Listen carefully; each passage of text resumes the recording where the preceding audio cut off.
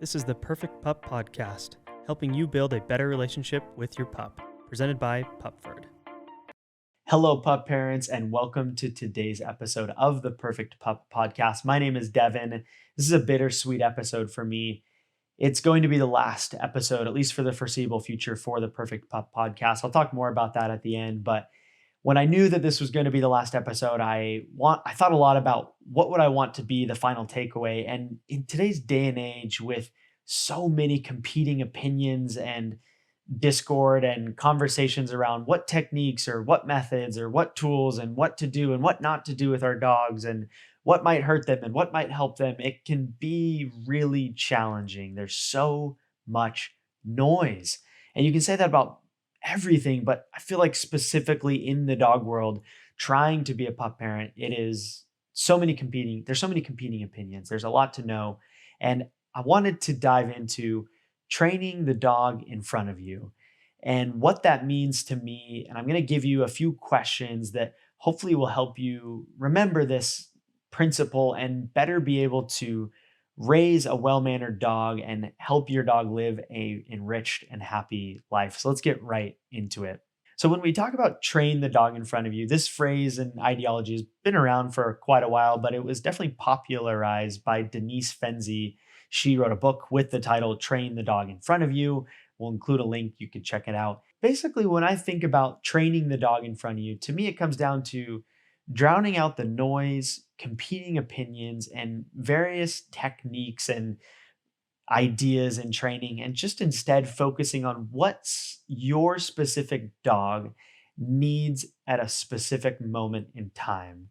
So let's look at 3 questions that you can ask yourself, not always, but on a frequent basis, or when you're presented with a decision on how to approach your dog and approach their training or behavior. 3 questions you can ask to help you realign yourself to focus on training the dog in front of you. So the first question would be, am I focusing on training techniques and methods or principles? There's other trainers who have talked a lot about this, but in the dog world and in dog training, there are kind of 2 pieces. There's the technique and there is the principle. And I've always strived on this podcast to talk about principles over techniques and talk about more of ideas and how you can think about your dog versus A plus B equals C, because our dogs are unique. And so as you go about techniques, or as you go about, let's say, a problem behavior like jumping, it's important to think about principles, and it's important to ask yourself, am I focusing just on how do I make my dog not jump? Or am I looking at the underlying effects? Am I looking at why my dog is jumping? Am I looking at what things in their environment are making their jump, or why they might choose to jump in some situations and not others?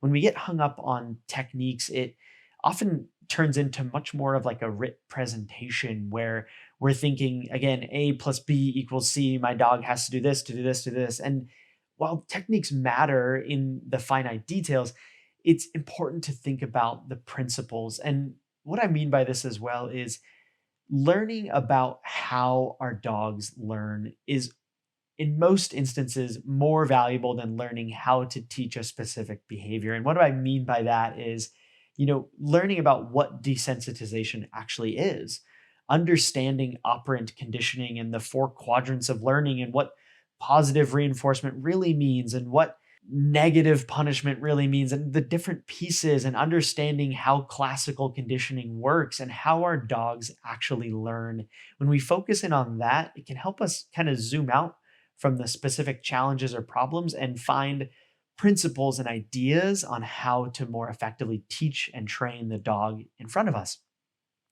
And part of that too leads to question 2, which is to ask yourself, how is my dog currently reacting and behaving during this training?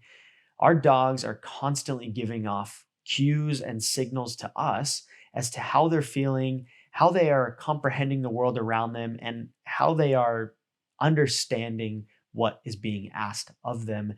To pick one thing to focus in on as a pup parent, if you had to, I would probably argue to really learn about dog body language. These signals and cues, they can be easy to miss.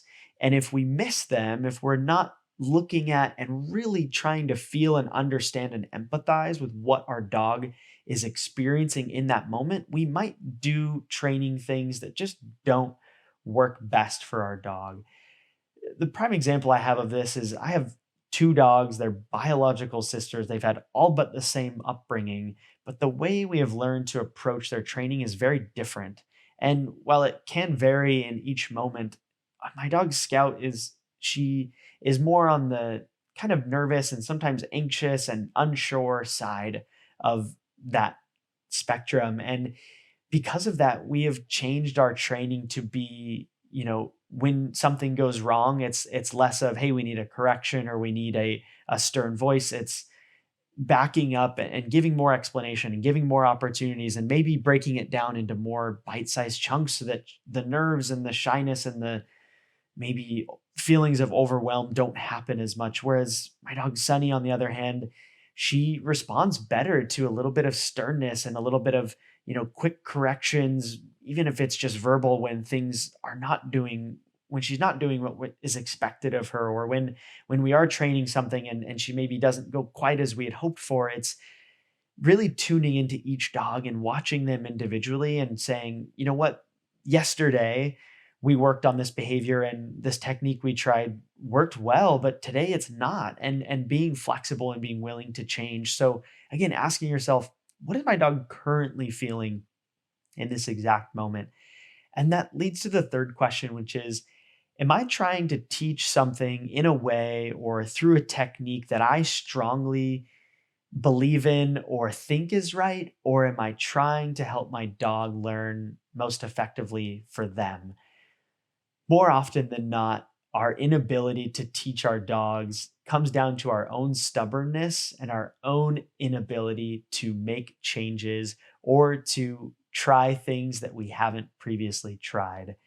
As pup parents, it's on us to study and to learn, and more so to adapt how we teach our dogs. I look back on, even my first few podcasts, and some of the things I said I probably don't agree with now, and I would probably change how I do it, and I would teach my dog differently than I may have taught them 2, 3 years ago. And you know what? That's a good thing. We as pup parents, again, we are overwhelmed and fed from a fire hose of information with different dog techniques and training techniques and reinforcement styles and whatever it may be. And while I do think that, we should be critical consumers of information, it's good to be flexible. It is good to look at our dog situation and say, what maybe worked in the past, or what maybe just because I believe the person who taught it to me and they might have good intentions and it may have worked for their dog, it doesn't mean it's going to work for my dog. And that flexibility and that ability to, if I may say, humble ourselves and to look at our dogs and say, you know what, their situation is unique. Just because I believe what this person told me about teaching or about how my dog might overcome that behavior doesn't mean it will or won't be right. And being willing to be flexible with how we approach our dogs. Those are three questions that you can ask yourself. Again, let me recap. Number one, am I focusing on training techniques or principles and opting for learning about how dogs learn and the principles behind it? The second question is, how is my dog currently reacting and behaving during this specific training, and saying, hey, what worked yesterday might not work today.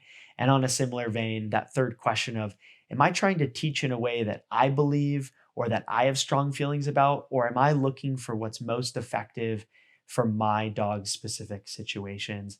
Those three principles can help us to kind of recenter ourselves and focus on training the dog in front of us. And I'm going to make kind of one last point here. I've gone on this small rant before, but every time we get on social media and see these dogs that are seemingly behaving perfect or doing all these amazing things, just know that number one, they're not perfect, and they certainly have problem behaviors that the social media account chose not to show you. And number two, know that anytime we compare our dogs to other dogs, we're robbing ourselves of an opportunity to understand our individual dog's strengths and weaknesses and teach them accordingly. I hope that you learned something from this episode. I also genuinely hope that you have enjoyed this podcast. I want to say from the bottom of my heart, I'm so, so grateful to have been able to do this podcast and to be able to connect with pup parents and to, whether it's been through comments on the Pupford blog or people leaving reviews or sending me emails with questions, it means so much to me. Your support in this podcast has been one of my favorite parts of my job, if not the if not my most favorite part of my job on a day-to-day basis, is doing this podcast. And it makes me extremely sad to not be doing it anymore. I am hopeful that things will change and we can bring the podcast back. But as it stands at this time, efforts and resources are being allocated elsewhere. So I just want to say thank you for making the Perfect Pup podcast what it is. If you want to continue to support me, to support the podcast, even though it won't be in existence anymore, it'll still, the old episodes will be there. We just won't be releasing new ones. Please support Pupford, buy Pupford products, sign up for Pupford Academy Plus. You can now get Pupford products at PetSmart. We are expanding into more and more stores. There are more ways to support Pupford, but every time you make a purchase through Pupford, it supports me and it supports this podcast. And again, I just want to say thank you. I can't say it in any simpler terms other than making this podcast and hopefully helping at least one of you raise a happy and well-mannered dog has meant everything to me. And I'm so, so grateful for your support.